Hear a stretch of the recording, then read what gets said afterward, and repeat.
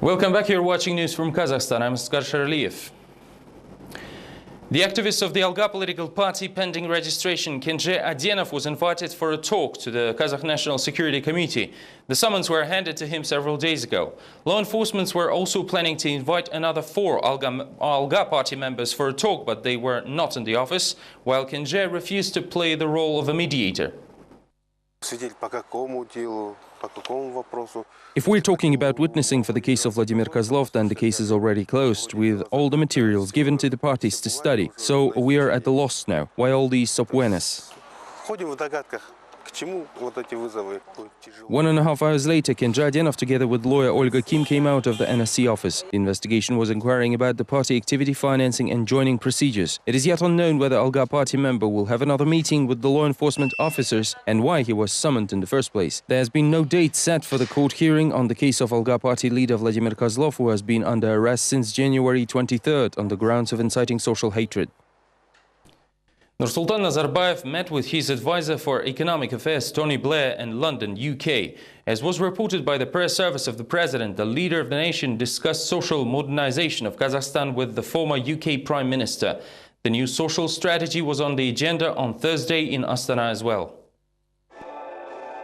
The ethnic memorial complex at Tamiken hosted the event, attended by about 24 patriots, both young and older. Nursultan Nazarbayev's article, published in a state-run newspaper more than 2 weeks ago, found complete support here. In his article, the president formulated an idea of the society of all shared labor. As the Tamiken patriots believe, this is a global concept for unification of all citizens by the leader of the nation. One of the speakers even compared Nazarbayev with Charles de Gaulle as a man who made mistakes but moved in the right direction.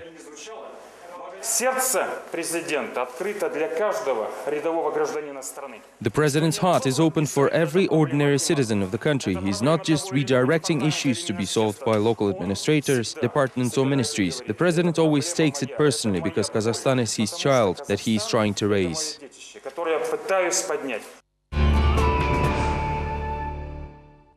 The ceasefire moratorium was extended until August 27th in the Tajik city of Khorog.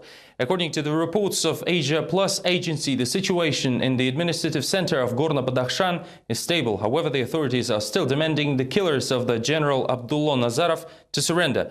On Thursday, the government forces demanded to clear the barricades that were installed in some of the micro-districts of the city.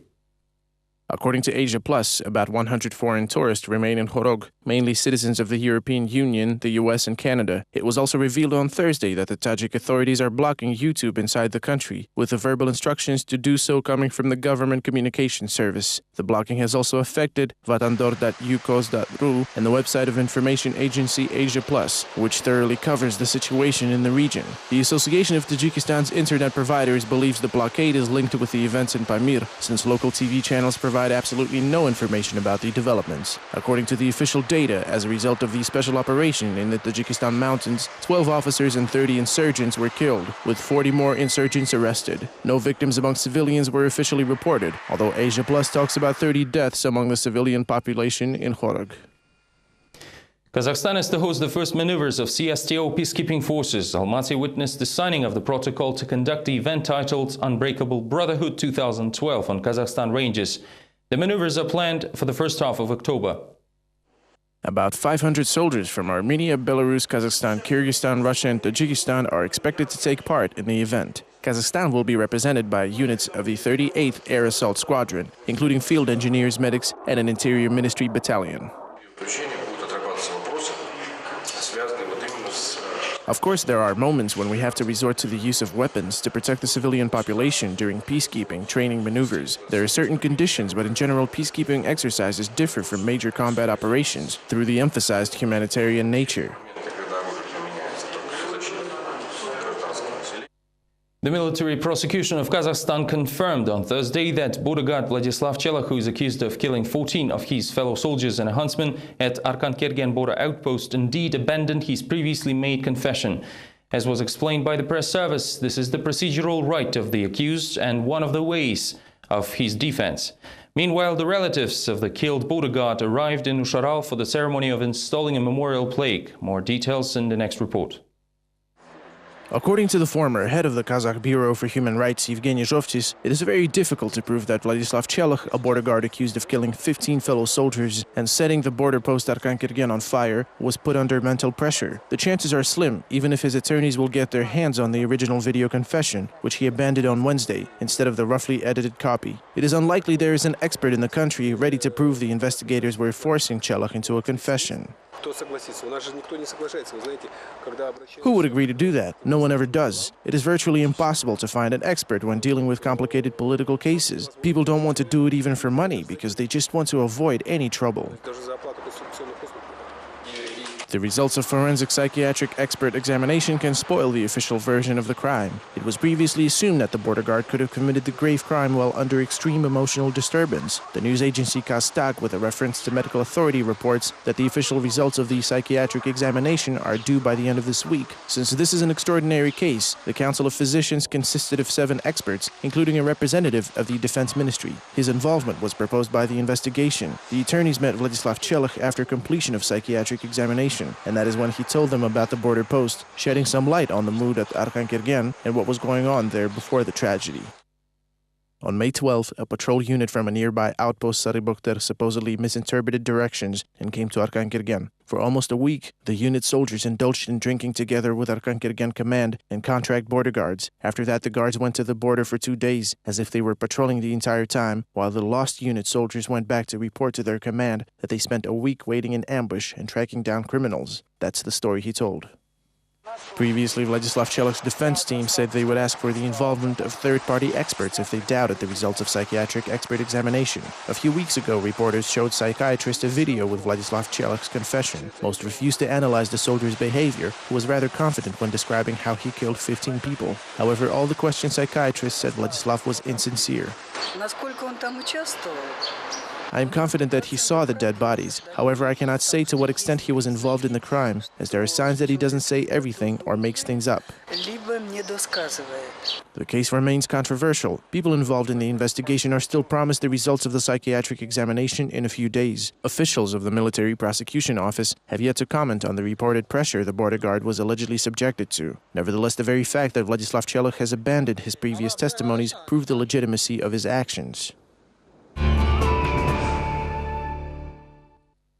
The grain harvest is perishing in the northern and western Kazakhstan due to drought. According to the Agriculture Ministry, the country already lost 94,000 hectares of land. Farmers are also raising an alarm as this year they might be left with no profit at all. Even though the government promised to help and Nursultan Nazarbayev made some orders just recently. The reasons for the grain losses in the next report. For several weeks, air temperatures do not drop below 35 degrees in the Pavlodar region, which threatens farmers with drought and poor harvest. In 2011, the grain yield in some areas reached 20 centners per hectare, whereas this fall these figures may be 2 or 3 times less. Some of the farmers now opt for credit financing, since funds are needed to supply the fields with water. However, the idea to insure the land, which is promoted before the planting season, is not popular at all. The government is trying to help somehow, for example with herbicides. Now they think about insurance, although not everyone wants it, since it's too expensive. Imagine how much it would cost for 1,000 acres, but people with large fields are under the most risk. The heat has settled for good in the northern regions of Kazakhstan as well. Valentin Dvorichensky, the owner of LLP Zarechnoye, says that the last time such temperatures were recorded 100 years ago, while this year the drought is stronger by 20%. However, the Kostanay farmer is not worried about his crops because, along with his neighbors, he is using the no-till technology. People who use the no-till technology will have profits during this year's drought. Think 14-15 centners against 3 or 5. You do the math. The trick is that instead of tillage, the soil is covered with a layer of organic matter. This way the topsoil is not disturbed and water is better preserved. However, the farmer admits that this technology requires expensive equipment and not everyone can afford it. The drought issue this year is a headache for the Ministry of Agriculture as well. According to its reports, 33% of grain crops are in good condition, 55% in satisfactory, and 12% in poor. 94,000 acres of crops have dried out. Asaljan Mamutbekov reported to the president upon the inspection of the fields. The president gave instructions on timely preparation for harvesting and rendering aid to our agricultural producers affected by drought conditions.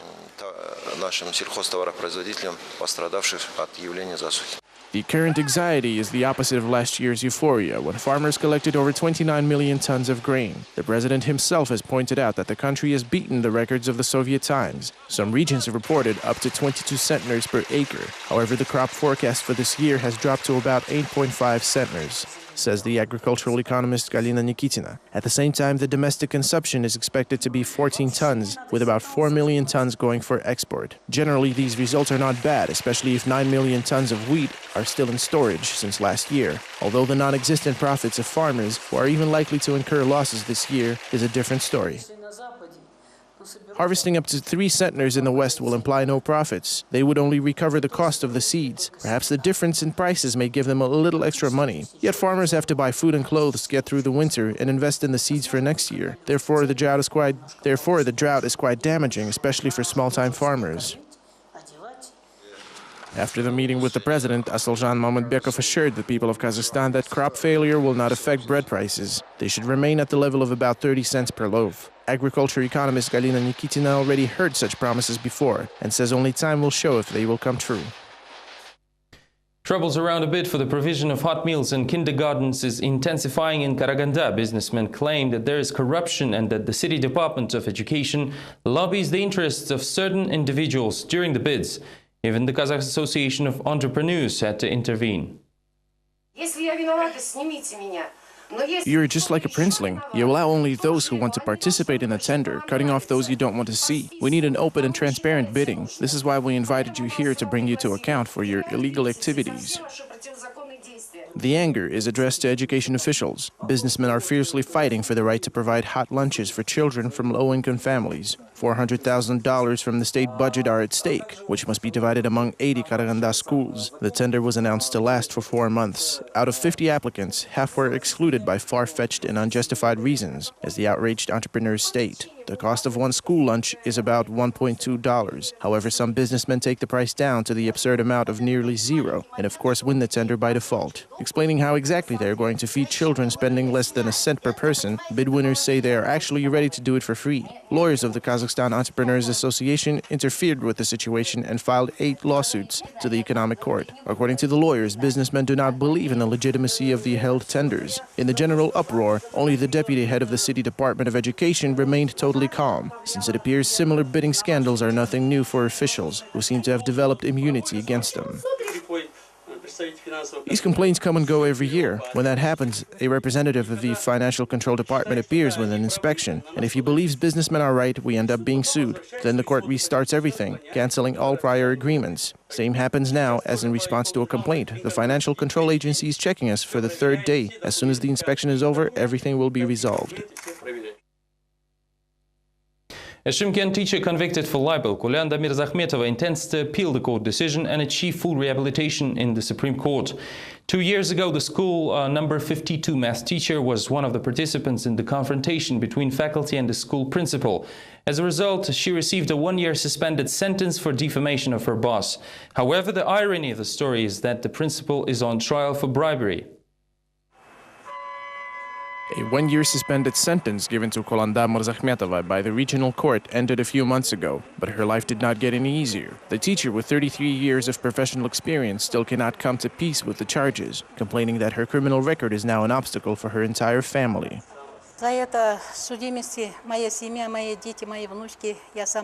Because of this criminal record, my children, grandchildren, and I are physically and psychologically suffering for the truth that I've said. There is no democracy. We spent a year visiting the ruling party, financial police, general prosecutor's office, and the court. We approached everyone, but no one listened to us.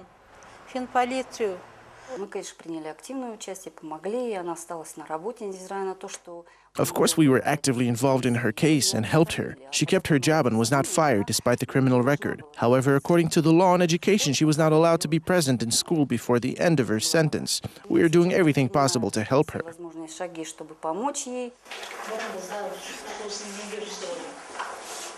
The whole story started back in the fall of 2010. The teaching staff of the high school number 52 accused their principal Baydali Shambekov in corruption, assault, and battery, but the police refused to initiate a criminal case on the matter. Eventually, the scandal gained momentum and teachers vowed to secure the principal's resignation by all means. We decided to declare a hunger strike on September 30th, 2010. Later, we received a call from the City Hall and were requested to cancel our press conference because President Nursultan Nazarbayev was visiting the region at the time. They promised us to resolve our issue as soon as he leaves the area.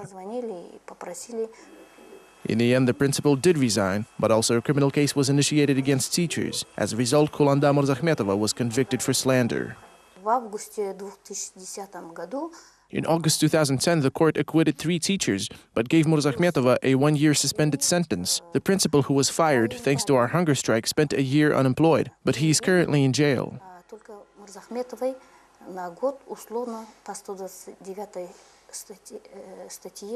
Following his notorious resignation, Slambekov wanted to give a shot at the position of the supervising authority director. To secure the new seat, he attempted to offer $50,000 to another senior official. Now Slambekov is facing 5 years in prison. It is thus not clear why the teacher was convicted for accusing the principal of corruption. After all, her words were indeed proved by his actions. At the same time, it will not be easy for Kulanda Murzahmetova to prove her innocence in the Supreme Court. Private rental housing is to appear in Kazakhstan, says Nikolai Tikhanyuk, Vice President of the Agency for Construction and Housing. The development of the project is underway and one such home is already being built in Astana. Tikhanyuk noted that this is a project for full rent of entire apartment blocks similar to tenements in Europe. For instance, 60% of all residential buildings in Germany are rented. 2 companies have already expressed their willingness to participate in construction. An ad hoc group has been created to study all related issues, namely how to stimulate private entrepreneurs and deal with taxation. After that, certain changes will be introduced in the legislation. Private leased housing is popular all over the world, and it wasn't clear why our construction managers were skeptical of the idea. However, they have changed their way of thinking and now they are supporting the initiative and we're willing to contribute to it.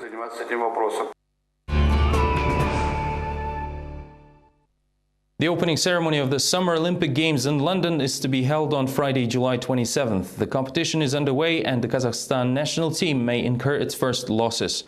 The International Weightlifting Federation may expel 2 weightlifters from the competition, Farhad Kharki and Arli Chongtay. Both Dungan athletes moved to Kazakhstan from China last year. It was to be their first stint to honor their new country on an international stage. Coach Mindihan Tapsiruli said in the interview to Azatik Radio that International Weightlifting Federation doesn't have enough information about the athletes, which is a reason enough to prevent their participation in the Olympics. Both sportsmen are ethnic Dungans, came into spotlight during the June Championship in Taldykurgan, taking 3rd and 4th places in the global seasonal standing. Unfortunately, the issue was only made worse by fan rumors, which said the athletes' elimination is a competitor strategy likely done by Russia. After all, something similar has already happened before. During Beijing Olympics, Russia prevented the appearance of its former citizen Svetlana Podobedova, who joined Kazakh team. The decision on 2 weightlifters will be made shortly. The Russian circus touring across Kazakhstan has almost lost its actress. The miniature poodle named Krokha ran away from the performance in Pavlodar. Thankfully, people gave the dog shelter, then returned the little Prima to her owners. According to handlers, Krokha was scared away by stray dogs that roamed around the circus tent. Upon hearing the barking, the dog escaped into town wearing her performance costume. The entire troupe went looking after the dog, but the search was not successful. Only 2 days later, after spreading missing dog leaflets, Krokha was brought back by Pavlodar residents, who accidentally found her on the street. She's still a puppy, just beginning her career, but she can do basic tricks and recently became accustomed to the street and the arena. It's difficult to have the dog get used to the circus area. It's one thing to rehearse, but actual performances with the audience, lights and loud music are very hard on a dog. It took us a while to train her, therefore we felt very sorry when we lost her. Kazakhstan scientists, together with a Swiss documentary filmmaker and French journalists, were able to capture the sound of melting glaciers. It was done using highly sensitive microphones during an expedition to Tuyuksu Peak. Foreigners also recorded the sound of Tian Shan Mountains for European listeners.